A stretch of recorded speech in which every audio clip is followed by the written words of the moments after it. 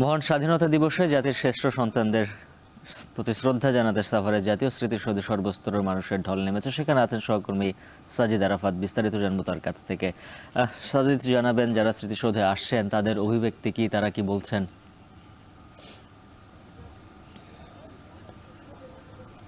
উজ্জ্বল, শুরুতে আপনাকে মহান স্বাধীনতা দিবসের শুভেচ্ছা জানাতে চাই। সেই সঙ্গে জানাতে চাই যে এই মুহূর্তে আমরা দেখছি এখানে আলোয় আলোকিত হয়ে গেছে এই যে জাতীয় স্মৃতিসৌধ প্রাঙ্গণ, এবং বেলা বাড়ার সঙ্গে সঙ্গে কিন্তু এখানে যে শ্রদ্ধা জানাতে আসা মানুষের সংখ্যাও বাড়ছে, পদচারণা বাড়ছে। বিভিন্ন বয়সী মানুষ রয়েছে, বিভিন্ন সংগঠনের সদস্যরা রয়েছে, বিভিন্ন রাজনৈতিক দলের সদস্যরাও রয়েছে। একটি বিষয় জানিয়ে রাখি উজ্জ্বল, শোষণ শৃঙ্খলের আবদ্ধ থেকে মুক্তি পাওয়ার দিন আজ। বাঙালি কিন্তু সব সময় সারা জীবনে কিন্তু যত শোষণ, যত বঞ্চনা, সব কিছুর বিরুদ্ধে কিন্তু লড়াই করে জিতেছে। সেই জায়গা থেকে বলা চলে যে 1971-এর এই যে পশ্চিম পাকিস্তানের যে শোষণ বঞ্চনা কিংবা তাদের যে চাপিয়ে দেওয়া যাবতীয় যে অন্যায় অবিচার, সব কিছুর বিরুদ্ধে কিন্তু জেগে উঠেছিল এই বাঙালি পূর্ব বাংলার মানুষ। এবং এই পরবর্তীতে দীর্ঘ 9 মাসের যে রক্তক্ষয়ী মুক্তিযুদ্ধ, তার মধ্য দিয়ে কিন্তু একটি স্বাধীন ভূখণ্ড পেয়েছি আমরা, একটি স্বাধীন লাল সবুজের পতাকা পেয়েছি। এবং সেটি সমুজ্জ্বল করে রাখতে, সেটি সমুন্নত রাখতে কিন্তু এই যে 54 বছর বয়স হলো বাংলাদেশের, সেটি আজ উদযাপন হচ্ছে মহান স্বাধীনতা দিবস। সেই উদযাপনে আমরা দেখছি যে সর্বস্তরের মানুষের স্বতঃস্ফূর্ত অংশগ্রহণ। সবাই আসছেন আমাদের বীর মুক্তিযোদ্ধাদের, যারা আমাদের দেশের সূর্য সন্তান, যাদের রক্তের বিনিময়ে, যাদের আত্মত্যাগের বিনিময়ে একটি দেশ এসেছে, তাদেরকে শ্রদ্ধাভরে স্মরণ করতে। আমরা সকাল থেকে দেখছি বিভিন্ন শ্রেণী পেশার মানুষ এখানে আসছেন এবং এই যে স্মৃতিসৌধের বেদি রয়েছেন সেখানে ফুল দিয়ে শ্রদ্ধা জানাচ্ছেন। এবং এই যে 71 বলি বা এই যে 26শে মার্চ, যখন মার্চ কিন্তু অনেকগুলো আমাদের জাতীয় জীবনে কিন্তু এর গুরুত্ব, তাৎপর্য অনন্য উচ্চতায়। 7ই মার্চের সেই ভাষণ কিংবা 25শে মার্চের কালরাত, সেই কালরাতে নির্বিচারে হত্যাযজ্ঞ ঢাকার বিভিন্ন স্থানে। তারপরে 26শে মার্চে আমাদের স্বাধীনতা ঘোষণা হলো চট্টগ্রামের কালুরঘাট বেতার কেন্দ্র থেকে। মেজর জিয়াউর রহমান সেই সময় তিনি যে স্বাধীনতার ঘোষণা দিলেন, তারপর থেকে কিন্তু এই বাংলাদেশে শুরু হয়ে যায় একটি 9 মাসের যে রক্তক্ষয়ী মুক্তিযুদ্ধ, সেই মুক্তিযুদ্ধ। এবং দীর্ঘ মুক্তিযুদ্ধের পর কিন্তু বিজয় ছিনিয়ে আনে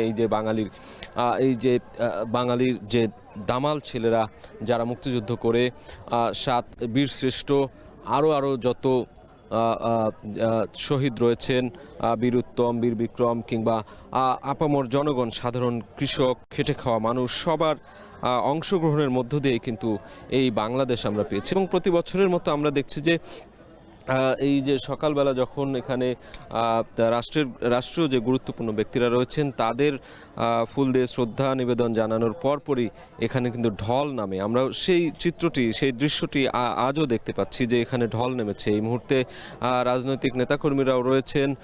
24 পরবর্তী সময়, অর্থাৎ আপনাকে একটু জানিয়ে রাখি যে 24-এর যে গণ অভ্যুত্থান হয়েছে, সেই গণ অভ্যুত্থানের পরে এবার প্রথমবারের মতো এই যে স্মৃতিসৌধে 26শে মার্চ স্বাধীনতা দিবস উদযাপন করা হচ্ছে। সেটি একটি স্বতঃস্ফূর্ত অংশগ্রহণ আমরা দেখছি এখানে মানুষের। সব ধরনের শ্রেণী পেশার মানুষ এখানে রয়েছেন, আইন শৃঙ্খলা রক্ষাকারী বাহিনীর সদস্যরা রয়েছেন, এবং সব মিলিয়ে বলা চলে যে এই যে স্বাধীনতা উদযাপন, সেই উদযাপনে কিন্তু কোনো কমতি দেখছি না আমরা।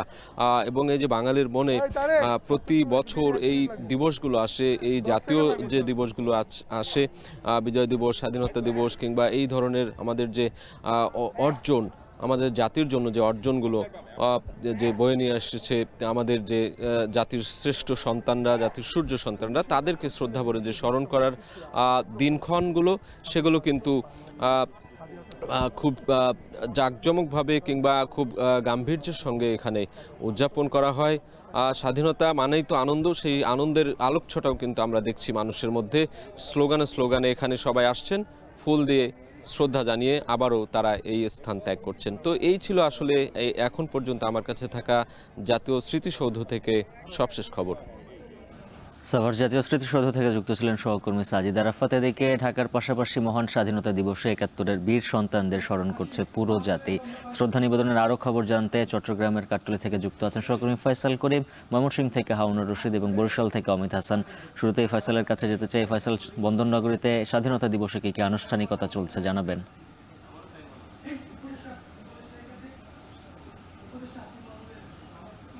উজ্জ্বল, চট্টগ্রামের কাট্টলী যে স্মৃতিসৌধটি যেটি গত বছর থেকে উদ্বোধন করা হয়েছে সেটিতে ফুল দিয়ে শহীদ এবং বীর মুক্তিযোদ্ধাদের স্মরণ করেছে চট্টগ্রামবাসী। আমরা দেখেছি একেবারে সূর্য ওঠার সাথে সাথে তোপধ্বনির মধ্য দিয়ে শহীদদের স্মরণ করা হয়। এই স্বাধীনতা দিবসের এই মহান ক্ষণকে তারা উদযাপন করেন এবং আমরা দেখেছি চট্টগ্রামের যিনি মেয়র আছেন প্রথম তিনি এখানে এসে ফুলেল শুভেচ্ছা জানান। তার পরপরই চট্টগ্রামের যিনি বিভাগীয় কমিশনার আছেন এবং চট্টগ্রামের জেলা প্রশাসক, পুলিশ কমিশনার, তারা এখানে এসে ফুলেল শ্রদ্ধা জ্ঞাপন করেন। মূলত এই স্থানটি শহর থেকে কিছুটা দূরে হওয়ায় এখানে যারা প্রশাসনের কর্মকর্তা আছেন, চট্টগ্রামের বিভিন্ন সরকারি বেসরকারি যেসব সংস্থা আছে তারাই মূলত এসে এখানে ফুলেল শ্রদ্ধা দেন। এবং আমরা দেখেছি যে আসলে কিছুক্ষণ আগে এখানে চট্টগ্রামের বিভিন্ন সংস্থা এবং প্রতিষ্ঠানের কর্মকর্তা কর্মচারীরা উপস্থিত থেকে এখানে স্বাধীনতা দিবসকে স্মরণ করেছেন এবং স্বাধীনতা দিবসকে উদযাপন করেছেন এবং এখন আসলে প্রায় শেষের দিকে এই আয়োজন। এবং এখানে স্থানীয় কিছু সংগঠনের পক্ষ থেকে ফুলেল শ্রদ্ধা জানানো হয়। তবে সকাল আমরা দেখেছি 7টা বাজার সাথে সাথেই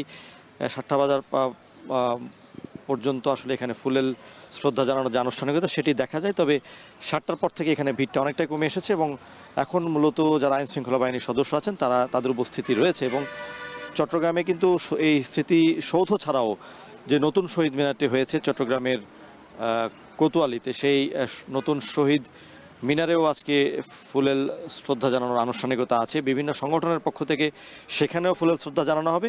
এবং এখানে যারা মূলত প্রশাসন ঊর্ধ্বতন কর্মকর্তা ছিলেন, মেয়র ছিলেন, তারা জানিয়েছেন যে চট্টগ্রামে যেই মুক্তিযুদ্ধের স্মৃতি আছে, চট্টগ্রামের যেই মুক্তিযুদ্ধের স্মৃতি বিজড়িত স্থান আছে সেগুলোকে আসলে সংরক্ষণের জন্য যেই সংকট রয়েছে সেই সংকট দূর করার জন্য তারা ব্যবস্থা নিচ্ছেন। এবং বিশেষ করে এই স্থানটি যেহেতু মুক্তিযুদ্ধের স্মৃতি বিজড়িত এবং এখানে কিন্তু মুক্তিযুদ্ধের সময় প্রচুর মানুষকে হত্যা করে এনে এখানে ফেলে রাখা হয়েছিল, এই ধরনের স্থানগুলোকে তারা সংরক্ষণ করবেন এবং এই স্মৃতিসৌধকে আরও বৃহৎ পরিসরে নির্মাণ করার আশ্বাসও তারা দিয়েছেন। এবং ৭১-এর চেতনায় এবং ২৪-এর চেতনায় দেশ গঠনের প্রত্যাশা এবং প্রত্যয় তারা ব্যক্ত করেছেন। আমরা চলে যাচ্ছি ময়মনসিংহে, সেখানে রয়েছেন আমাদের সহকর্মী হারুন রশিদ, তিনি জানাবেন সেখানকার স্বাধীনতা দিবস উদযাপনের সবশেষ।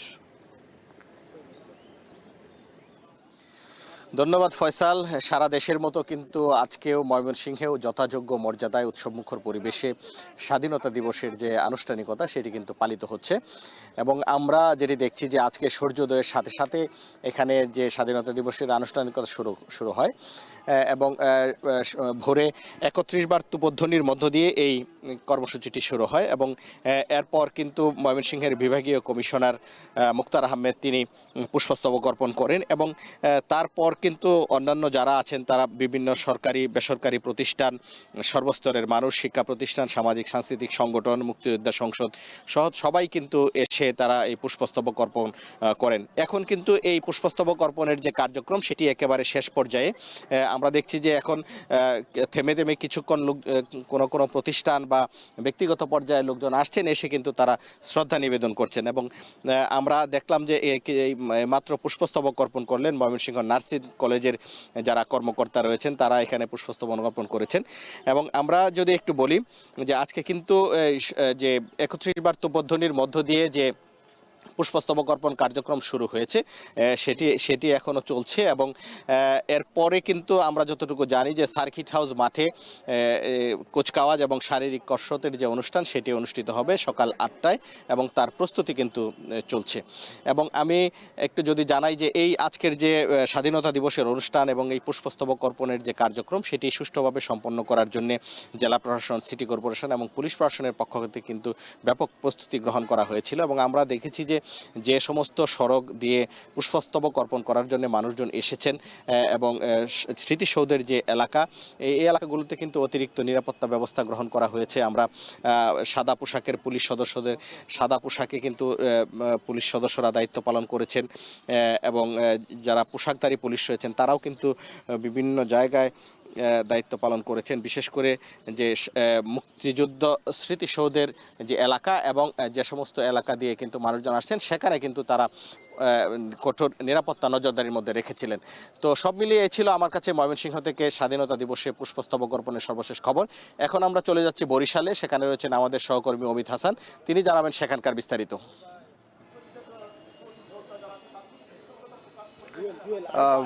ধন্যবাদ হারুন। বরিশালেও সারা দেশের মতো যথাযোগ্য মর্যাদা এবং নানা আয়োজনে কিন্তু বরিশালে স্বাধীনতা দিবস উদযাপন হচ্ছে এবং সকালে সূর্যোদয়ের পরপরই কিন্তু বরিশালের বিভিন্ন স্তরের মানুষ এই মুক্তিযোদ্ধা স্মৃতি ফলকে এসে তারা কিন্তু পুষ্পস্তবক অর্পণ করেন এবং শহীদদের প্রতি শ্রদ্ধা জানান। বিশেষ করে সকালে সূর্যোদয়ের পরপরই বরিশালের যিনি বিভাগীয় কমিশনার রয়েছেন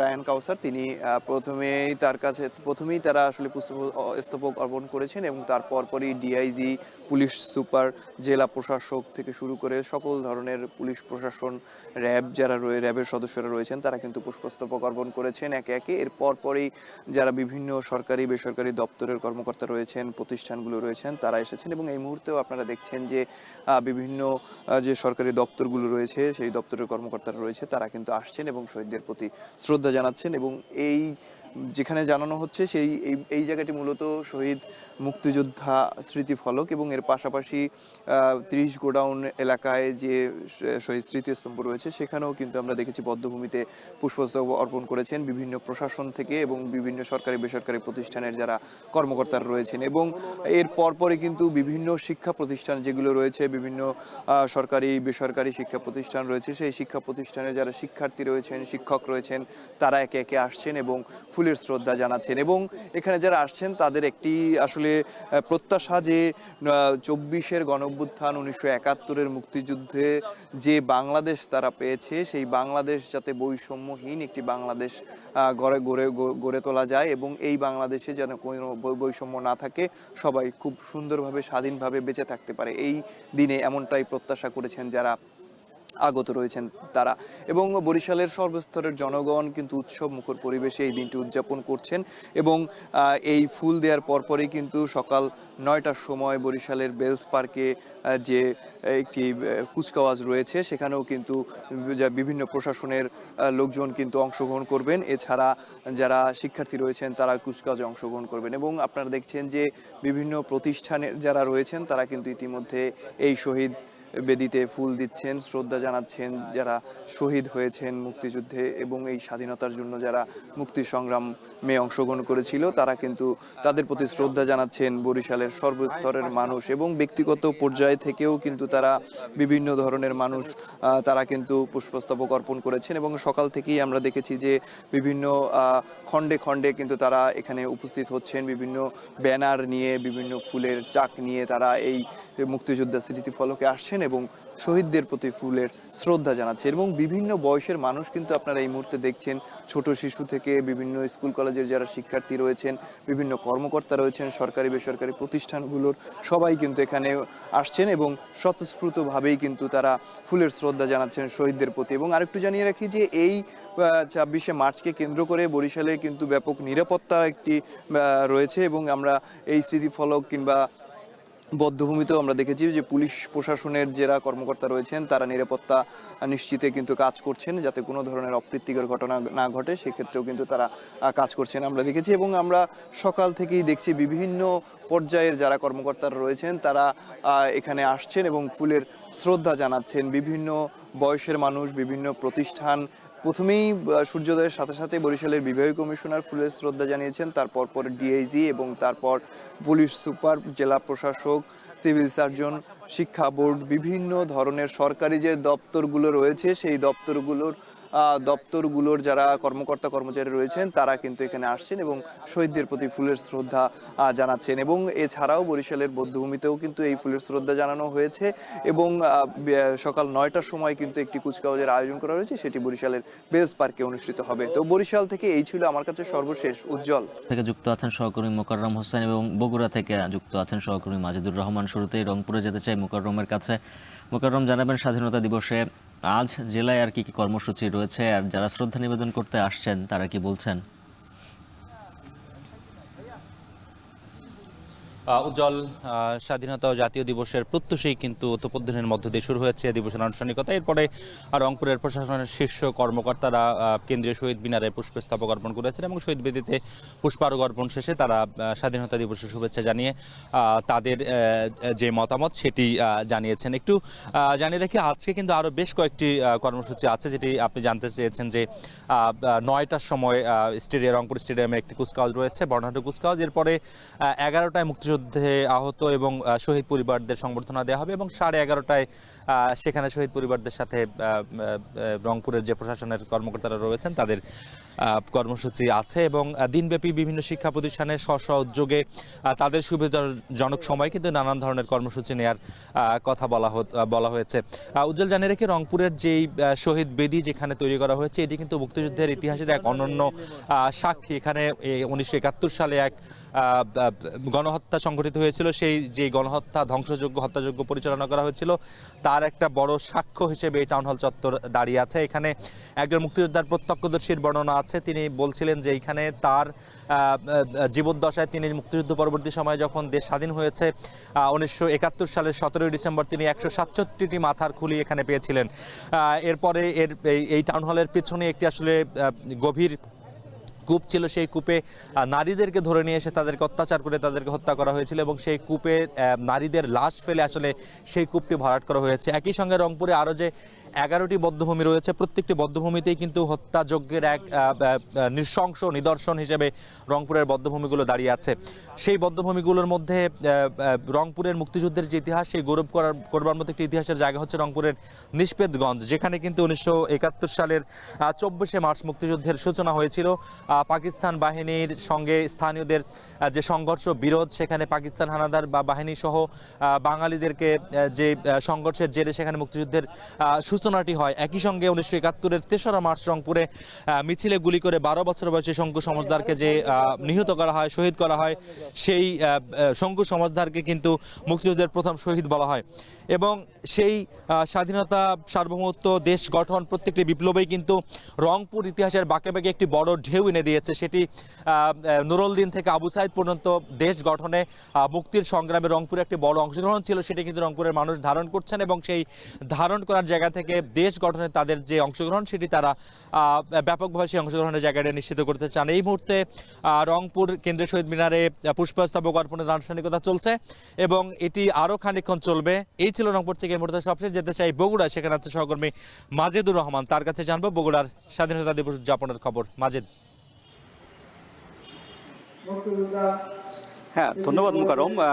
আপনি যেমনটি বলছিলেন তেমনভাবেই কিন্তু আজকে স্বাধীনতা দিবসের প্রথম প্রহরে কিন্তু স্বাধীনতা বীর সেনানী মুক্তিযোদ্ধাদের স্মরণ করছে এখানকার বগুড়াবাসী। এখানে মুক্তির ফুলবাড়ি নামক যে স্মৃতিসৌধ রয়েছে সেখানে কিন্তু ভোরের আলো ফোটার সাথে সাথে কিন্তু শ্রদ্ধার্ঘ্য নিবেদনের কাজ শুরু হয়েছে। এখানে কিন্তু জেলা প্রশাসন, পুলিশ প্রশাসন থেকে আরম্ভ করে সকল স্তরে বিভিন্ন রাজনৈতিক দল, সরকারের বিভিন্ন প্রতিষ্ঠান এবং স্কুল কলেজের শিক্ষার্থীরা কিন্তু এখানে এসেছেন তাদের শ্রদ্ধার্ঘ্য নিবেদনের জন্য। আর এই মুক্তির ফুলবাড়িতে কিন্তু এই স্থানে কিন্তু অনেক স্বাধীনতাকালীন যুদ্ধের সময় কিন্তু অনেকে শহীদ হয়েছিলেন। এই কারণে কিন্তু মুক্তির ফুলবাড়িতে কিন্তু যে স্মৃতিসৌধ নির্মাণ করা হয়েছে সেখানে কিন্তু প্রতি বছর কিন্তু এরকমই কিন্তু শ্রদ্ধা নিবেদন করে বীর সেনানীদের জন্য, যারা এই দেশের জন্য অকাতরে প্রাণ দিয়েছেন, তারা একটি সুখী সমৃদ্ধশালী দেশ চেয়েছেন, সেটি কিন্তু এখনো প্রত্যাশা করে সারা দেশের মানুষজন, এবং সেই কারণে কিন্তু তারা শ্রদ্ধা করেন এবং চিরদিনই এই শ্রদ্ধা তাদের অবনত থাকবে, তাদের শির এইভাবে কিন্তু শ্রদ্ধা করছেন। আর এখানে যে কর্মসূচি রয়েছে, মহান স্বাধীনতা দিবসে যে কর্মসূচিগুলো রয়েছে তার মধ্যে সকাল 9টায় কিন্তু কুচকাওয়াজ হবে। বগুড়ার যে স্টেডিয়াম রয়েছে শহীদ চান্দু স্টেডিয়ামে কুচকাওয়াজ অনুষ্ঠিত হবে। এরপরে মুক্তিযোদ্ধাদের কিন্তু সংবর্ধনা আছে। এছাড়া বিভিন্ন প্রতিষ্ঠান বিভিন্নভাবে তাদের কর্মসূচি ঘোষণা করেছেন। সকাল থেকে এখানে সুশৃঙ্খলভাবে কিন্তু এখানে যে শ্রদ্ধার্ঘ্য সেখানে নিবেদন করা হচ্ছে। বিভিন্ন সংগঠনই এখানে আসছেন এবং তারা যেটা কামনা করেন যে শহীদদের যে আকাঙ্ক্ষা, সেই আকাঙ্ক্ষা যেন তারা পূরণ করতে পারে এরকমই তারা অঙ্গীকার করেন। এবং যারা শিশু তারাও চান একটি সুখী সমৃদ্ধ ভবিষ্যৎ তাদের যেন বিনির্মিত হয়, সেভাবে কিন্তু তারা কামনা করেন। তো এই ছিল উজ্জ্বল আমার কাছে বগুড়ার যে মুক্তি ফুলবাড়ি, সেখান থেকে সর্বশেষ। বগুড়া রংপুর থেকে স্বাধীনতা দিবস উদযাপনের খবর জানাচ্ছিলেন সহকর্মীরা। বিরতির পর ফিরছি, সঙ্গেই থাকুন। স্বাধীনতা ও জাতীয় দিবসে শ্রদ্ধা নিবেদনের আরও খবর জানাবো। সহকর্মী খালেদ সাইফুল্লাহ কুমিল্লা থেকে যুক্ত হবেন এবং ফেনী থেকে যুক্ত আছেন সহকর্মী সোলেমান ডালিম। শুরুতেই খালেদ সাইফুল্লাহর কাছে যেতে চাই। খালেদ, জানাবেন সেখানকার আনুষ্ঠানিকতা।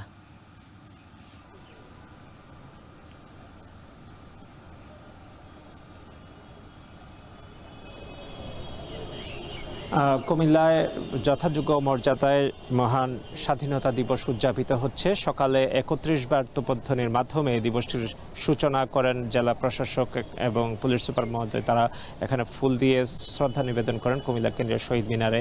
এরপর থেকে নানা শ্রেণী পেশার মানুষ, বিভিন্ন সামাজিক সাংস্কৃতিক সংগঠন শহীদ মিনারে পুষ্পস্তবক অর্পণ করে তারা শ্রদ্ধা নিবেদন করেন।